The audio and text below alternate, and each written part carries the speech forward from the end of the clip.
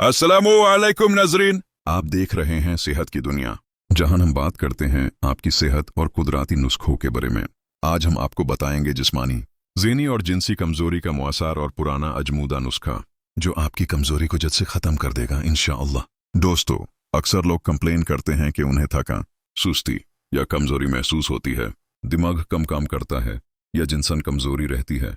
तो आज का ये नुस्खा इन सब के लिए एक बेहतरीन इलाज है।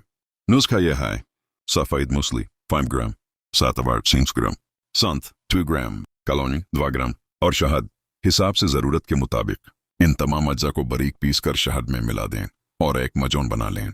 इसे सुबह हो शाम 1 चम्मच नीम गर्म दूध के साथ इस्तेमाल करें।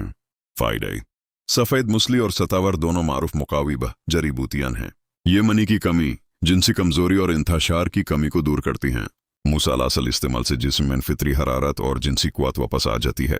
असाबी कमजोरी का खत्मा: संत असाबन को मजबूत करती है, खून की रवानी को बेहतर बनाती है और दिमागी थकान दूर करती है।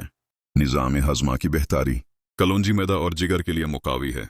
ये गस, अफारा और हज़मे की खराबी को दूर करती है। जब हज़मा बेहतर होता है तो नुस्खा के अज्जा आसानी से जिस्म में जाज़ब होते हैं। ताकत, तवानाई और फ्रेशनेस: शहद इस नुस्खे का दिल है। यह तमाम अज्जा को जिस्म में नसर दिखाने में मदद करता है। शहद दिल और दिमाग दोनों को ताज़ा करता है और फौरन ताकत देता है। ज़हनी और जिस्मानी सुकून: इस मुरक्कब से जिस्म में कुदरती हरारत आती है और दिमाग को आराम मिलता है। जिन लोगों को थकान, कमजोरी और नींद की कमी रहती है, उनके लिए यह नुस्खा लाजवाब है। तरीक़ा इस्तेमाल: सुबह नहर मुनैया रात सोने से पहले 1 चम्मच नीम गर्म दूध के साथ लें। मुद्दत इस्तेमाल कम अज़ कम 15 दिन और बेहतरीन नताइज के लिए 1 महीना तक लगातार इस्तेमाल करें। खुलासा: यह नुस्खा जिस्मानी, ज़हनी और जिनसी कमजोरी का मुअस्सर इलाज है।